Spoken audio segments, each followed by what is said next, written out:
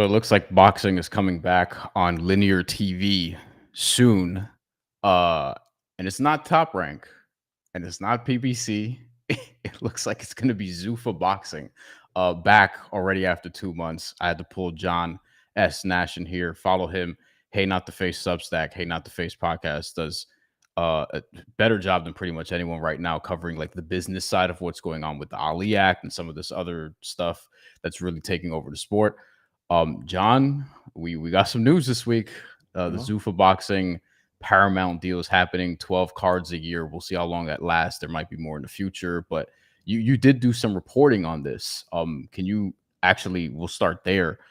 There apparently was a late push from ESPN to try to get this back, so to speak, or get back into boxing.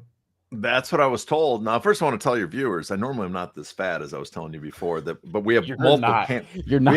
We have multiple cams, and since cameras add 10 pounds, the camera, and I have 4 cameras going at once. That's why I look so particularly heavy set right now. So, no, I just gone back to the office, and I have not been working out for a month. And they feed us every day, so I've gained weight. So I got to really rethink my my work schedule here because. I work at a studio set where they're shooting, so we get crafty. So it's nonstop fattening carbs, all and no working out because I'm there all the time. So, yeah. So now that I got that over that excuse of why I look so bloated, you're good. You're good. yeah. No, let's get back to the more important at hand. Something about boxing or something that's happening in the world of boxing. I can't even remember the question at this point. Paramount, and you did some reporting on this. Also, yes. So ESPN was supposedly on. That's what I was informed. Now, I'm not in the room, but these are people I kind of trust. And my understanding was that ESPN was in discussions with other boxing promotions. And I know Misfits was one of them, that they were in discussions to get some other boxing content. And what apparently happened is that at the last minute, Mark Shapiro and TKO took an offer from ESPN, started weighing that. And if you remember at the time, a week before the announcement, Dana White had we have an announcement coming. And then they pulled the announcement, big announcement. Everybody assumes it was about Zuffa Boxing. My understanding was about Zuffa Boxing, but they decided not to announce the Paramount deal they thought was a done deal because they were now in discussions with ESPN. ESPN to get UFC or to get TKO Zuffa Boxing, they stopped negotiations with the other boxing promotions. So my understanding now is that there's no negotiations between ESPN and Misfits. So Misfits lost their deal. And then Paramount came back in, made a better offer, or maybe the offer they always wanted. And they were just trying to up it from them by having ESPN step in. And lo and behold, we're back at Paramount where I expected them to go, which I was told that was almost a done deal. And now it's been proven it's a done deal. They're signed.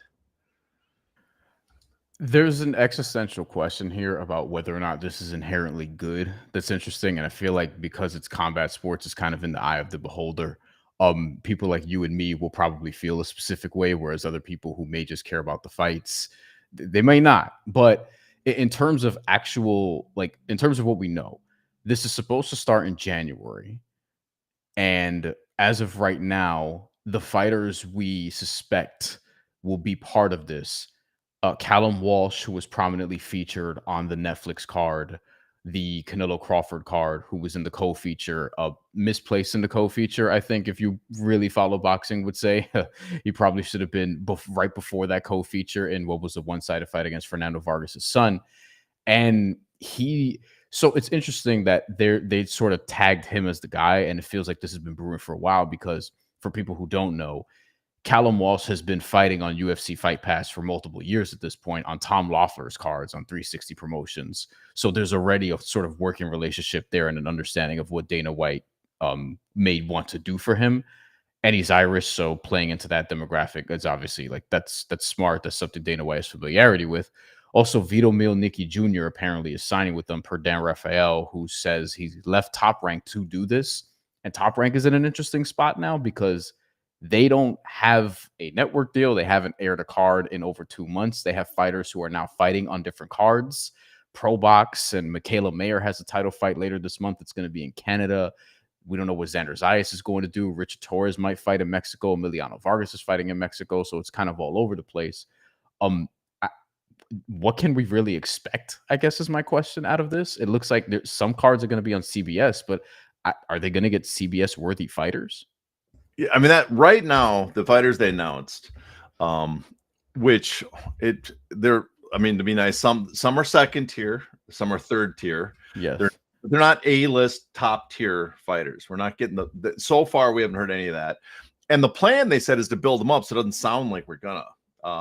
What it sounds like they want to do is 50-50 matching, which makes for exciting fights. And also, it sounds like they're almost going to old school white ethnic stereotype boxers that they're trying to cover. We got the Irish, we got the Italian. I'm waiting for the Jewish boxer. Yeah, right. It's like we're stocking for a 1940s boxing film. We're gonna have one for each ethnic group and fill that group. We're gonna have the Polish boxer. We're just gonna crowd in those ethnic demographics in each of these cities, and that's what it kind of does so far. That's the vibe I'm getting. And we're hoping to get, Gotti Wards out of them, those type of fights, even though, Gotti Ward was not the top tier of HBO. They were a tier below, but they were still above where we are right now with these guys. But they're looking for, that's what it seems like they're trying to do, for entertaining fights that appeal, that almost have images that people that maybe haven't followed boxing project that they want to see with boxers. Now, who knows if that's true? I mean, part of it might be they're playing everything close to the vest, because when Turkey before said we're going to bury everybody freaked out. And maybe part of the thing is we are underselling what we have planned with this show. And if we get the Ali Act amended, even though they say we're not amending the Ali Act, we're amending the Professional Boxing Safety Act. We are not changing a word in the Ali Act. But if we gut the Ali Act, is what they're trying to do, maybe we'll see something different, because these are not the type of shows you'd expect to be on CBS. These are not I can't imagine these getting big viewership numbers, the type of fighters they've announced so far. Right. But who knows? Now the Top Rank's interesting because they don't have a deal. And I don't know if people pay attention to my podcast. I did an episode where we talk about the contracts that Zuffa Boxing's offered. And there's also a waiver, an agreement and waiver they have with promoters to get their boxers. And I'm interested if Top Rank fully released Vito, and so he could sign with Zuffa Boxing, or if they sign one of these waivers, in which case Top Rank would get a percentage based on what he's paid by Zuffa. And I'm wondering if other promoters that might be struggling right now to have the number of fights to keep their guys busy, especially Top Rank, if they're going to do that to a bunch of their fighters, because that could be a source of revenue and a source of fighters it'd be a source of fighters for Zuffa and a source of revenue for Top Rank or other promoters that might need that are being cut out of the television market. That's interesting because Dana and Turkey are not giving off that they want to work with all the promoters, as you mentioned. The way the agreement works, they don't work. You sign over your boxer, and they just give you a percentage from that point on. It's like a loan in soccer. Yeah, it's a loan, and I mean, we've always had promoters have always leased out their fighters, but usually when you lease out your fighter for a match, it's for one fight, 2 fights max, and then you get the guy back. This is basically, we are signing you over, we're done. But for the right to do it, we are going to make some money off this. You'll pay us for a while. Right. Not a lump sum, but a percentage based on whatever he makes. And the good thing for the boxer is, according to the agreements, is that I saw is Zuffa Boxing the promoter doesn't get a percentage of that boxer's purse. Zuffa Boxing takes a percentage of that boxer's purse and pays it themselves. And so the boxer's purse doesn't shrink anymore, but Zuffa Boxing does pay that promoter some money. You mentioned Dana White and the Ali Act. Let's actually, he did talk about this with Brian Campbell a little bit. We will hear a clip from that. I think Brian Campbell he asked the questions. You know what I mean? I think people, I didn't come away thinking like, oh, he should have done this. Like, yeah, was it kind of friendly? Sure. But that's 100% my opinion, is people got upset at Brian Campbell because he did not seem confrontational, but I listened to it. And he was, he came across jovial, friendly, very nice with Dana White. But at the same time, remember when Sean Zattel got called an asshole by Dana White? Yeah. All the questions Sean had were posed by he snuck them in. So I wonder if that was part of his plan. Like, I work at CBS, the company you're coming to. I can't get everybody mad at me, and I'll be as friendly as hell. But with a smile, I'll ask you all the questions that were posed previously. Yeah, I mean, Brian probably knows like he can get this sort of one-on-one, whereas Sean, is playing a different game. You know what I mean? Well, let's see what he had to say about the Ali Act. Dana, boxing seems to be split over the proposed amendments to the Muhammad Ali Reform Act that it's expected to be presented in front of Congress later this year. It already has bipartisan support. We've seen a lot of people split on this. How important are these changes to be made to the idea of you having success launching this league in 2026? Well, let's be clear. There will be zero changes to the Muhammad Ali Act. Not Right off the bat. Zero?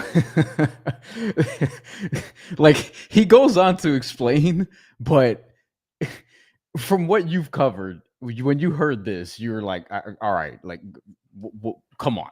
Like, I mean, it's technically he's right. I mean, actually, though, he's not technically right because they're inserting stuff into the Ali Act portion, and the stuff they're inserting, I don't think anybody's going to complain about. They're inserting better insurance, medical coverage for the fighters, and they're inserting a minimum purse that's higher than most states have. So no one's going to complain about that. So there is some changes. You're inserting that, but the part that he leaves out is that there's a section that's not in the Ali Act that basically negates the entire Ali Act or 90% of it. So let's hear him continue. Also from CBS. one word will be changed in the Muhammad Ali Act. Not one word. We're going to add on to it.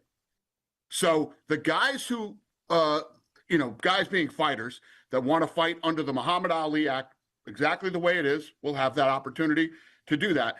And then, or you can bet on me and fight with me under our version of the Muhammad Ali Act. So that thing's been blown a lot out of proportion, and I get it. And I knew people were going to freak out because that's what people do. But yeah, what was the question? Amazing pivot. Great. Just he feels himself going on a rant, and he's just like, "What was the question?" He goes on to continue as Brian Campbell re-asks the question and tries to get a straight answer here. I said, do you need those changes to happen to launch your league in 2026? No. Or the amendments that you want to add on? Right.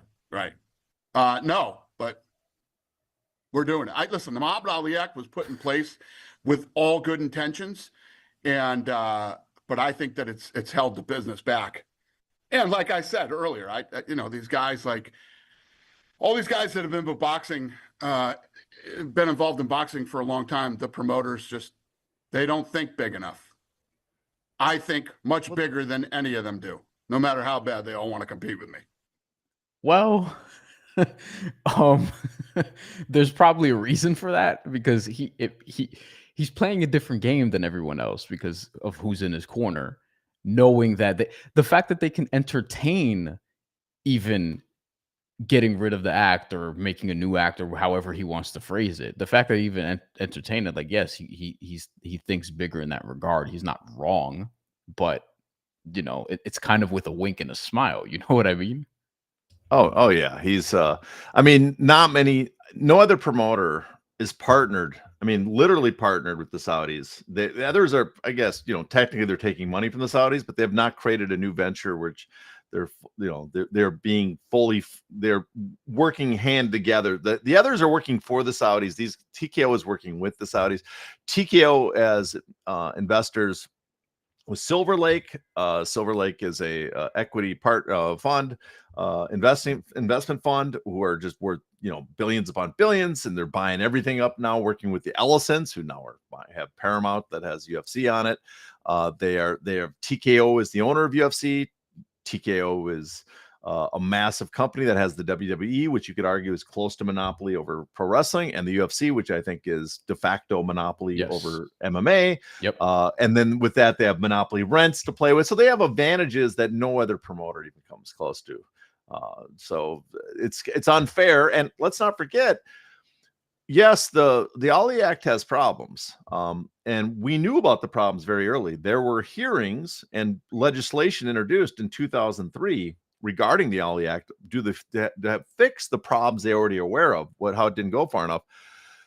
And it never passed, partly because it was opposed by the promoters. It was opposed by the Association of Boxing Commissions, the ABC, who now endorse this bill. It's oddly they endorsed this, but they didn't endorse the Boxing Amendment Act that would have fixed the Ali Act. And it was also opposed through heavy lobbying Zuffa, the owner of UFC. So one of the reasons that perhaps the Ali Act hasn't been as good as we'd hoped is all these parties have done their best to make sure it wasn't improved.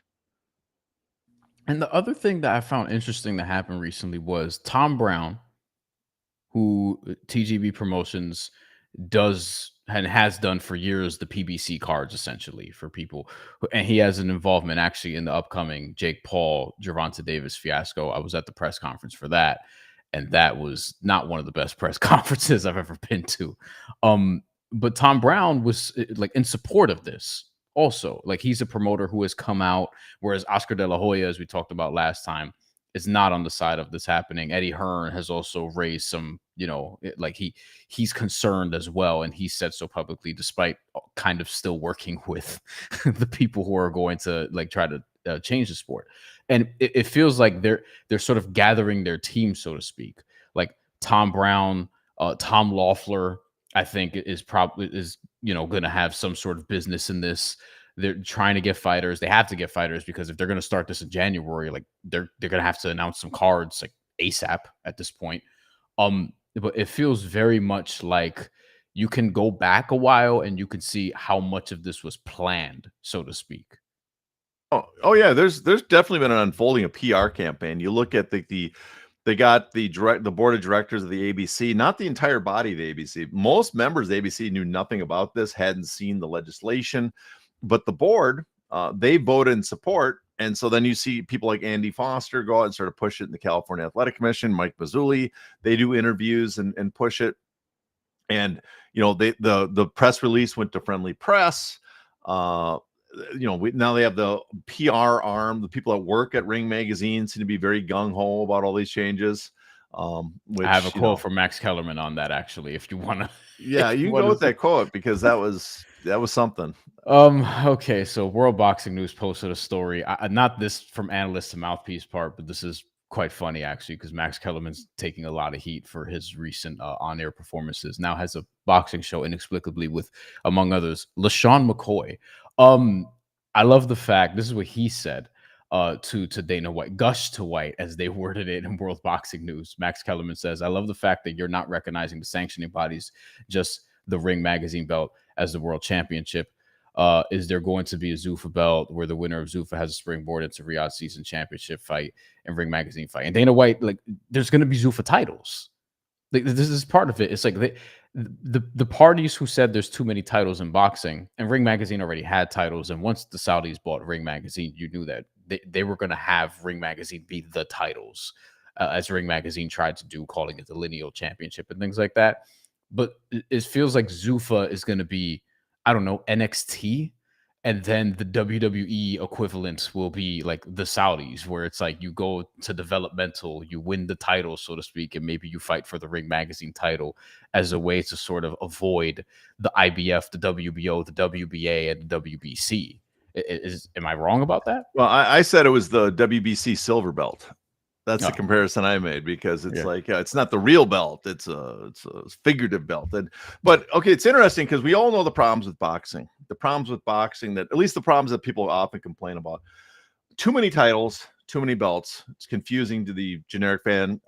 It also prevents the big fights from getting made. The big fights are not made. There's not enough co-promotion, or the promoters don't work together, and the ratings are not objective enough, not legitimate enough. Too many people get title shots or have belts that don't deserve them. That's all the complaints.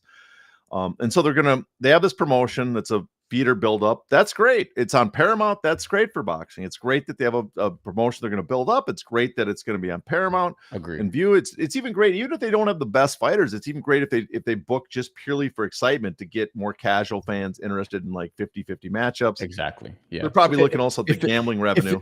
If it's like Friday night fights or Showbox, I think you can get good quality fights. Yeah. And they're also, I think they are thinking because they want closer matchups because the betting has become so big in sports that they can get a lot more betting revenue if they get on. There's just a lot of revenue you can make doing that with sponsorship. All that's great, but then they want to amend the Ollie Act, basically gut it so they can do called a UBO. And the UBO is going to let them introduce titles. Well, now we got the ring and now we got Zuffa. That's 2 more titles. So instead of less titles, we have more titles because he even says, he goes, you have the option as a boxer. You can work in the traditional and ours. Well, if you work in the traditional, it means you're out there competing for the 4 alphabet, or we're in your system and we're competing for the 2 new titles. So now we have 6 titles. The UBO doesn't let for co-promotion. Both boxers have to be signed to the UBO. That means less co-promotion. So these will be a separate walled garden. And so these boxers won't meet the other one. So you have more problems on that front. And then finally, the rankings are completely controlled by the UBO, and they only rank boxers and fighters that are in the UBO for the UBO ranking, not the Ring Magazine rankings. I don't know what they're going to do with those yet. But okay, again, so then you have no legitimate rankings because they control. And if they have a falling out with you, they can take you off the ratings, the rankings. So it's not, there's no mandatory. So the guy that actually earned it does not guaranteed a title fight. So we're introducing more problems into boxing. The only way this works, and all these people are like, well, boxing won't have a monopoly. You don't have to worry about monopoly. Well, the only way it works the way you guys say you want it, which is that there's one title and basically all the fighters are forced to fight, is if this turns into a monopoly, if they successfully monopolize the sport. And Right. I have to imagine that working with TKO, you have TKO who wants massive revenues. They do not want to be in a low margin sport. They want WWE, UFC type revenue, which are ungodly amount of profits. Mm-hmm. And you have the Saudis who are backing it, and they're trying to amend the Ali Act. They're gonna spend capital energy on getting Congress to pass a law, and so they can change this. That's a big call, a tall ask right there. And Dana White himself says he thinks big. That suggests to me that yes, your plans are a little more than just a small promotion that's building people from the ground up. And the Saudis are thinking big too, because listen, Project 2030 is their thing. And I don't, for the WWE, for example, I don't think this stops at, because this comes at a time where it was just announced recently, WrestleMania in 2027, one of the biggest sporting events of the year, regardless of what you follow. WrestleMania is huge. It's going to Saudi Arabia. Like, they're going to do this in Riyadh in 2027. And this is an event that people typically travel to. It's going to be interesting to see how many people actually travel to that. And I think this is heading toward a place where I think the Saudis are going to try to buy the WWE, because the WWE has shown, look, to the highest bidder. Like, they had a snafu with WrestleMania supposedly going to New Orleans, and then it ended up going to Las Vegas again. And I think it was Shapiro that came out from TKO and was basically like, yeah, like, just pay us more and we'll go to your city, like, in other words. So why wouldn't they have the same approach with this? You know what I mean? And eventually maybe even with the UFC, like, they might want to buy all this stuff for all we know. I guess my question here would be, if you're a boxing fan, like, just a normal boxing fan who maybe isn't like super in the weeds, why should you care? Like, why should this worry you if you're somebody who's a boxing fan who's not really following that closely, who may just be like, hey, give me the fights and that's all I care about? Well, if you're the extreme casual boxing fan, then this might be a benefit to you, because you don't follow it all except for big events, and the Saudis are going to do 2 to 4 big events per year, and there'll be a network show that you can turn on to Paramount and find it. So the most casual fan, I think, will be kind of happy with this. Now, the less casual fan, the fan that's more hardcore, that actually like follows, let's not even get to the extreme hardcore, just the fan that follows the, like, who's the best, moving up the ratings, who might have the titles and wants to see Undisputed, or, they used to watch HBO, Showtime, and ESPN, all, watch at least a couple cards, several cards a month, let's say. Let's give them that ballpark figure. Mm-hmm. They're going to look at this and go, well, now I know who all these fighters are, and we have less interaction, less big fights. we are having that the people being promoted, probably being pushed, are guys that we know are second and third tier because they're being given the spotlight, moving up the ranks in the Zuffa Boxing. And the boxers, if you care about, they are going to probably end up in the long term start making less because the leverage will start dying down. I mean, it's no better situation for the Zuffa to come in because no one really has good TV money right now. No one has a good source of revenue except for the Saudis, and the Saudis are partnered with TKO. So if the Saudis pull the plug, if the Saudis withhold money from you, well, you're kind of fucked. You know, you're in a very difficult position, and you might end up signing your boxers over to TKO. I wouldn't be shocked if one or two promotions sell either to the Saudis or TKO because they cannot get a deal. Which is, you know, and no one's going to be willing to fight back because they are so desperate to get some revenue. Now, if this was several years ago where they all had good TV deals and money coming in, I think the pushback would have been much stronger because they'd be like, screw you. We are not falling in line. We have, you know, I'm PBC, I got Showtime and Fox, and we got pay-per-view if we want to do it. And we have revenue coming in and we're selling $20 million gates. If I'm Top Rank, I got an ESPN deal that's paying me a lot of money. You know, I have the DAZN deal from Matchroom. So all these people would have tons of money. And now that those resources are drying up, PBC does not have those deals. They have an Amazon deal that doesn't pay them nearly as much. And they don't have the space for all their fighters. Top Rank does not have an ESPN deal. We have no announcement on where they're going. My understanding, Matchroom is not having the lucrative contracts or the investment that DAZN. They don't seem to be as in good terms with DAZN as they were before. They've pivoted to the Saudis, who are again with TKO. So in this climate, you know, all these promoters might be in trouble. And I guess, you know, if you want one promotion just to monopolize it and force the boxers to fight, then you're probably cheering this on. But, you know, I think that, I don't know. There's other ways to fix boxing, I think, without basically sacrificing boxers' careers. I mean, we could have done something with the sanctioning organizations. Everybody knows there's kind of the worst thing about boxing, and there's many different ways someone could have addressed that. No one ever did. And so instead of addressing that, which would give us the results we want, which is better rankings, more co-promotion, could incentivize that to happen. People are like, no, we want someone to come in and swoop up and wipe everybody else off the table. Yeah. And boxing kind of opened this, like the possibility was there once in the 2010s, you know, HBO and Showtime, you had guys that wouldn't fight each other because they were with Golden Boy or they were with this promotion, Top Rank or whatever it was. And they would just kind of stay over here. And they wouldn't work together ultimately to often make the best fights, or at least not often enough. And then, go ahead. You know, it's somewhat ironic that when everybody complained about PBC trying to monopolize the sport, remember in the 2015 era, there's all these lawsuits. Yeah, people went, you know, on the forums, on TV, and everybody went nuts. PBC's ruining the sport. Well, everybody, the same people that were very upset at PBC seem to be very willing to have open arms towards Zuffa coming in. Because people freaked out about the rumor that PBC was going to introduce their own titles. The head of the ABC wrote a letter to the Attorney General saying this is against the Ali Act. So everybody freaked out back then. Nowadays, people are like, oh, it's great. They're going to change the Ali Act and introduce their own title, something that people freaked out in the past. So it is interesting that it's a completely different response. And the difference too is that PBC was the rumors that they were doing stuff where we know that TKO and Zuffa Boxing is actually trying to do this stuff. And yet we're getting a much different response. And I think it also shows the power, the weakness of the media space. Everybody in the media is now terrified of their job, and also the power that these people bring with it because they have a lot of control over the platforms and the content that people need to be on good terms with to make money. Yeah, and when PBC came along, they had all the networks. They had PBC on Fox, PBC on ESPN with the Keith Thurman, Luis Collazo card. They had Spike TV, they had Bounce TV, they had CBS, NBC. As a matter of fact, like they had all these and they were putting on good fights. They were doing well initially, and then eventually it just became PBC, like only on Fox and only on Showtime.